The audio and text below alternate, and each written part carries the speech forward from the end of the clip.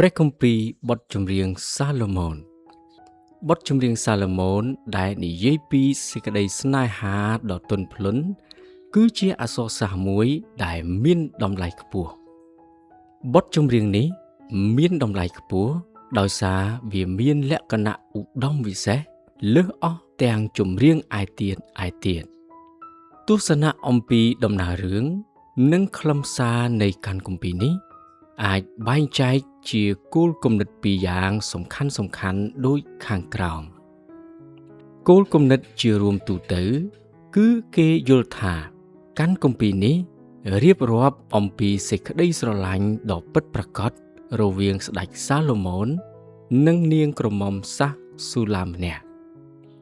ស្ដេចសាឡូមោនតាមចាយចង់នាងនិងបានយកឈ្នះលើចិត្តនាង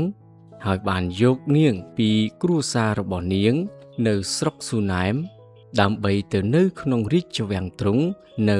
ឯទីក្រុងយេរូសាឡឹមការបកស្រាយទៅលើអត្ថន័យនៃស្នេហារបស់ស្ដេចសាឡូមោននេះគឺថាសេចក្តីស្រឡាញ់ដែលស្ដេចសាឡូមោនមានចំពោះនាងគឺប្រៀបដូចជាសេចក្តីស្រឡាញ់របស់ព្រះយេហូវ៉ាចំពោះរាស្ត្រអ៊ីស្រាអែលដ៏ស្មោះត្រង់ដែលនៅសេសសល់ហើយសេចក្តីស្រឡាញ់របស់ស្ដេចសាឡូមោននោះក៏អាចប្រៀបដូចជាសេចក្តីស្រឡាញ់របស់ព្រះគ្រីស្ទចំពោះពួកជំនុំផងដែរគោលគំនិតមួយទៀតគឺយល់ឃើញថាសាច់រឿងនេះ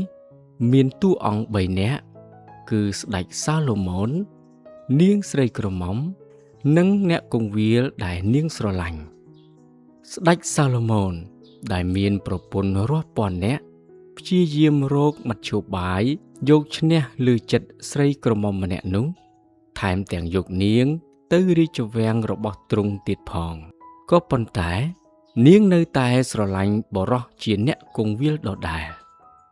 នៅពេលដែលស្ដេចសាឡូមោនសរសើរនាងឆ្លើយតបទៅទ្រង់វិញដោយគ្រាន់តែរៀបរាប់ពីមនុស្សដែលជាទីស្រឡាញ់របស់នាងដូច្នេះនាងគឺជារូបភាពនៃរាស្ត្រអ៊ីស្រាអែលនៅសេសសល់ដែលស្មោះត្រង់ចំពោះព្រះយេហូវ៉ាទោះបីជាលោកីតាក់ទាញជាយ៉ាងណាក៏ដោយនៅទីបំផុតអ្នកគង្វាលដែលនាងស្រឡាញ់ក៏លេចមកហើយយកនាងត្រឡប់ទៅផ្ទះរបស់គាត់វិញ